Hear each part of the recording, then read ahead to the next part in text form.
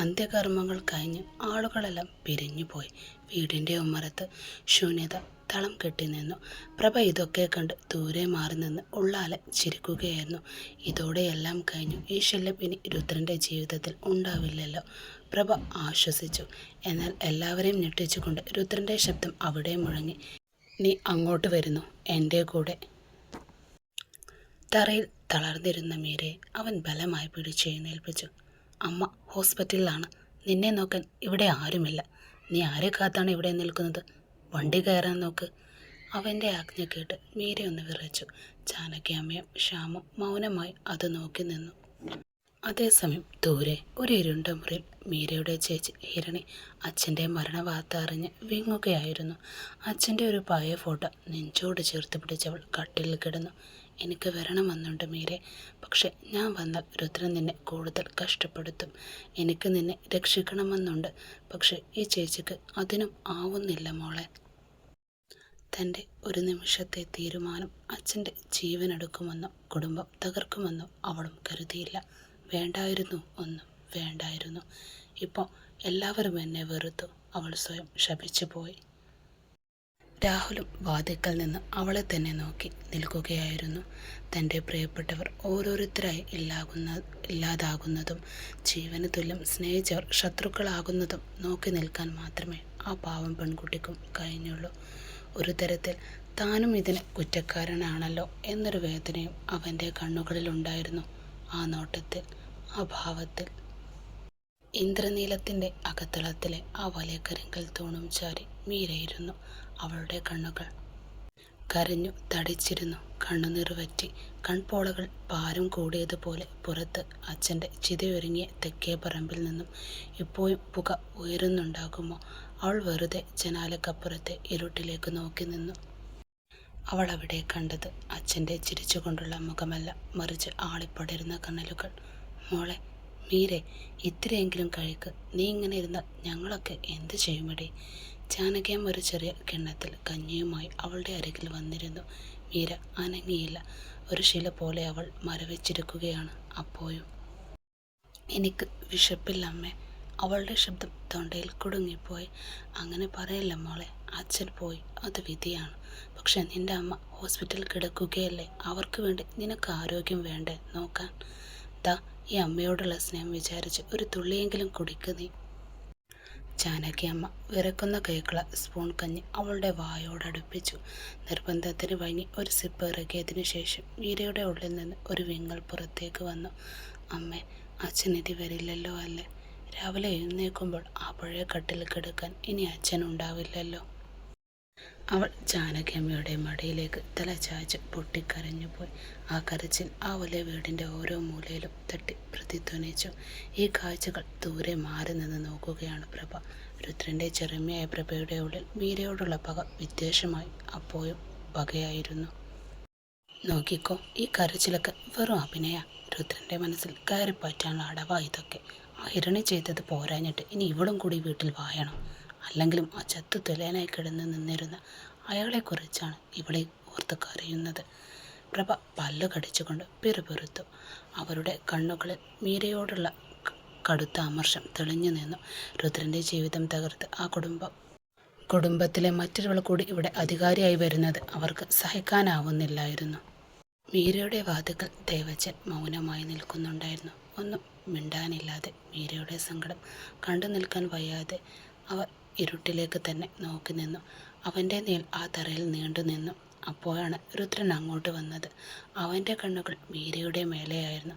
ജാനകിയമ്മ അവളെ ആശ്വസിപ്പിക്കുന്നതും അവൻ ഒരു നിമിഷം നോക്കി നിന്നു. അവൻ്റെ മുഖത്ത് എന്തായിരുന്നു ഭാവമെന്ന് ആർക്കും മനസ്സിലായില്ല. പ്രതികാരമാണോ അതോ അറിയാതെ ഉള്ളിൽ ഉറവെടുക്കുന്ന സഹതാപമാണോ? മോളെ, നിന്റെ അമ്മയുടെ ഓപ്പറേഷൻ നടക്കുകയാ. ദൈവം കൂടെ ഉണ്ടാകും. നീ ധൈര്യമായിട്ടിരിക്കും. കണ്ണനെ പ്രാർത്ഥിച്ചുകൊണ്ടേ നിന്നു. ജാനകിയമ്മ അവളുടെ തലയിൽ തലോടി. മീരമല്ല എഴുന്നേറ്റ്. അവളുടെ കണ്ണുകൾ ഇപ്പോഴും ആ പഴയ ഫോട്ടോയിൽ തന്നെയാണ്. എൻ്റെ ജീവിതം ഇങ്ങനെയാക്കുമെന്ന് ഞാൻ കരുതിയില്ല അമ്മ. എല്ലാവരും പോയി, ഇനി ഞാൻ മാത്രം. ആ വലിയ വീട്ടിലെ ഏകാന്തത അവളെ വല്ലാതെ അലോസരപ്പെടുത്തിയ പോലെ തോന്നി. പ്രഭയുടെ കത്തുന്ന നോട്ടവും രുദ്രൻ്റെ നിഗൂഢമായ സാന്നിധ്യവും അച്ഛൻ നഷ്ടപ്പെട്ട ശൂന്യതയും മീര എന്ന പെൺകുട്ടി ചുഴലിൽപ്പെട്ടതുപോലെ അപ്പോഴും ആടിയുലഞ്ഞു. ഇനി എന്ത് എന്ന ചിന്ത അവളിൽ നിറഞ്ഞു നിന്നു. അന്ന് രാത്രി ഇന്ദ്രനീലം ഒരു വലിയ ശ്മശാനം പോലെ നിശബ്ദമായിരുന്നു. മീരയുടെ തളർച്ചയും സങ്കടവും കണ്ട് ജാനകിയമ്മയ്ക്കും സമാധാനമുണ്ടായില്ല. മോള്, നീ വല്ലതും കടുങ്കൈ ചെയ്യുമെന്ന എനിക്ക് പേടി. ഈ അമ്മയുടെ കൂടെ കിടന്നോ നീ എന്ന് പറഞ്ഞ് അവർ അവൾക്ക് കൂട്ടായി അരകിൽ തന്നെ കിടന്നു. സങ്കടം കൊണ്ട് തളർന്ന മീര എപ്പോഴോ വഴങ്ങിയും പോയി എന്ന് കരുതി ജാനകിയമ്മയും കണ്ണടച്ചു കിടന്നു. പക്ഷെ പുലർച്ചെ വെളിച്ചം വീണപ്പോൾ ജാനകിയമ്മ ഞെട്ടിയുന്നേറ്റു. അരികിൽ വിരിപ്പുകൾ ഒഴിഞ്ഞു കിടക്കുന്നു.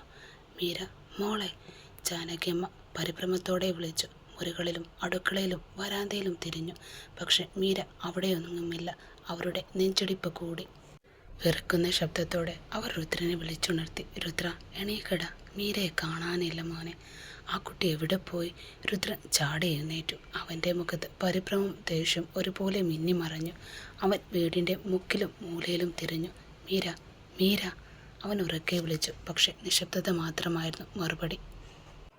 മുൻവാതിൽ പ്രഭയും ദേവച്ചനും പകച്ചു നിൽക്കുകയാണ്. അപ്പോഴാണ് അടുക്കളപ്പുറത്ത് പാത്രം കഴുകിക്കൊണ്ടിരുന്ന ശാന്തേച്ചി അങ്ങോട്ട് വന്നത്. അവരുടെ മുഖത്ത് വല്ലാത്തൊരു മ്ലാനതയുണ്ടായിരുന്നു. ശാന്തേച്ചി, മീരയെ കണ്ടോ? രുദ്രൻ ഒച്ചയിട്ടുകൊണ്ട് ചോദിച്ചു. ശാന്തേച്ചി പേടിയോടെ കൈകൾ തുടച്ചുകൊണ്ട് മുന്നോട്ട് വന്നു.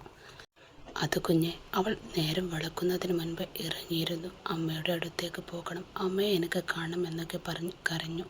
ആരോടും ഒന്നും പറയണ്ട എന്നും എന്നോട് പറഞ്ഞു. അപ്പോൾ സങ്കടം കൊണ്ട് ഞാനാ അവളെ പറഞ്ഞയച്ചേ. എന്നോടല്ലേ അവൾ പറയേണ്ടത് ശാന്തേച്ചി? രുദ്രൻ്റെ ശബ്ദം ഗർജനം പോലെ മുഴങ്ങി. അവൻ ദേഷ്യം കൊണ്ട് വിറച്ചവരെ നോക്കി. ഈ വീട്ടിലെ ആൾക്കാർക്ക് ആർക്കും ഉത്തരവാദിത്തമില്ലേ? അവൾ ഒറ്റക്കാണ് ഈ നേരത്ത് പോയത്. എന്നോട് പറയേണ്ട കാര്യത്തിൽ ശാന്തേച്ചിയോട് പറഞ്ഞിട്ട് അവൾ പോയെന്ന്. അവൻ്റെ ഉള്ളിൽ ഭയമായിരുന്നു. മീരയുടെ മാനസിക നില തെറ്റിയിരുന്നോ? അച്ഛൻ്റെ വിയോഗം തളർത്തിയ അവൾ വല്ല അബദ്ധവും കാണിക്കുമോ എന്ന പേടി അവൻ്റെ കനത്ത മുഖത്ത് അപ്പോഴും നീലിച്ചിരുന്നു. എൻ്റെ മോനെ, നീ ഇങ്ങനെ ദേഷ്യപ്പെടാതെ. അവൾക്ക് അവളുടെ അമ്മയെ കാണാൻ തോന്നിക്കാണും. ജാനകിയമ്മ അവനെ ശാന്തനാകാൻ ശ്രമിച്ചുകൊണ്ട് പറഞ്ഞു. രുദ്രൻ ഒന്നും കേൾക്കാൻ തയ്യാറായിരുന്നില്ല. അവൻ തൻ്റെ കാറിൻ്റെ ചാവി കയ്യിലെടുത്ത് അവൻ്റെ കണ്ണുകളിൽ കനലെരിയുന്നുണ്ടായിരുന്നു. അവൾ വിചാരിച്ചോ, ഇവിടുന്ന് ഓടി രക്ഷപ്പെടാമെന്ന്. ഇവിടം വരെ എത്തിച്ചെങ്കിൽ തിരിച്ചു കൊണ്ടുവരാനും എനിക്കറിയാം. രുദ്രൻ കാർ സ്റ്റാർട്ട് ചെയ്ത് ആക്സിലേറ്റർ ആഞ്ഞു ചവിട്ടി. ടയറുകൾ ടാറിട്ട റോഡിൽ ഉരസുന്ന ശബ്ദത്തോടെ കാർ ജീവാംശം ഹോസ്പിറ്റലിലേക്ക് പാഞ്ഞു. മീരയോടുള്ള പകയാണോ അതോ അവളെ നഷ്ടപ്പെടുമോ എന്ന് ആദ്യമാണോ തന്നെ നയിക്കുന്നതെന്ന് അവന് പോലും തിരിച്ചറിയാൻ പറ്റാത്ത അവസ്ഥയായിരുന്നു ആ നിമിഷം. പക്ഷെ അവന് ഉറപ്പായിരുന്നു, മീരയെ അവൻ വിട്ടുകൊടുക്കില്ല, മരണത്തിന് പോലും. രുദ്രൻ കാർ ഹോസ്പിറ്റൽ പോർച്ചിൽ ബ്രേക്കിട്ട് നിന്നതും അവൻ ICU ലക്ഷ്യമാക്കി ഓടി. അവിടെ എത്തിയപ്പോൾ കണ്ട കാഴ്ച അവൻ്റെ ഉള്ളിൽ പിടയ്ക്കുന്നതായിരുന്നു. ICUവിൻ്റെ ആ വലിയ ചില്ലുവാതിലിനുമപ്പുറം യന്ത്രങ്ങൾക്കിടയിൽ നിശ്ചലമായി കിടക്കുന്ന തൻ്റെ അമ്മയെ നോക്കി ശ്വാസം അടക്കി പിടിച്ചു നിൽക്കുകയാണ് മീര. ആ നിമിഷം മീരയുടെ ഉള്ളിലൂടെ അമ്മയുടെ പഴയ രൂപം മിന്നിമറഞ്ഞു. പണ്ട് പനി വന്ന് കിടക്കുമ്പോൾ നെറ്റിയിൽ നനഞ്ഞ തുണിയിട്ട് തരുന്ന അമ്മയുടെ തണുത്ത കൈകൾ, സ്കൂളിൽ പോകുമ്പോൾ തലമുടി മിടഞ്ഞു തന്ന് നെറ്റിയിൽ ചന്ദനക്കുറി തുടവിച്ച് തരുന്ന ആ ചിരിക്കുന്ന മുഖം. എൻ്റെ മീരക്കുട്ടിക്ക് ഒരു സങ്കടം വരില്ലാട്ടോ എന്ന് പറഞ്ഞ് ചേർത്ത് പിടിച്ചിരുന്ന ആ അമ്മയാണിപ്പോൾ ജീവനുണ്ടോ എന്ന് പോലും തിരിച്ചറിയാനാവാത്ത വിധം അവിടെ കിടക്കുന്നത്. അച്ഛൻ്റെ വിയോഗവും ചേച്ചിയുടെ ചതിയും അമ്മയുടെ അവസ്ഥയും കൂടി മീരയെ പാടെ തകർത്തിരുന്നു. രുദ്രൻ പതിയെ അവളുടെ അരികിലേക്ക് ചെന്നു. അവൻ്റെ സാന്നിധ്യം അറിഞ്ഞതും താങ്ങാനാവാത്ത സങ്കടത്തോടെ അവൾ പിന്തിരിഞ്ഞ് അവൻ്റെ നെഞ്ചിലേക്ക് ചായുകയായിരുന്നു. ഒരു കൊച്ചുകുട്ടിയുടെ പോലെ അവൾ അവൻ്റെ നെഞ്ചിൽ പൊട്ടിക്കരഞ്ഞു. മീരയുടെ കണ്ണുനീർ രുദ്രൻ്റെ ഷർട്ടിലൂടെ അവൻ്റെ നെഞ്ചിലേക്ക് പടർന്നു. ആ നിമിഷം മീര തൻ്റെ അച്ഛനെയും ചേച്ചിയെയും അമ്മയെയും കുറിച്ചുള്ള സങ്കടങ്ങൾ ആ നെഞ്ചിലൊഴുക്കി.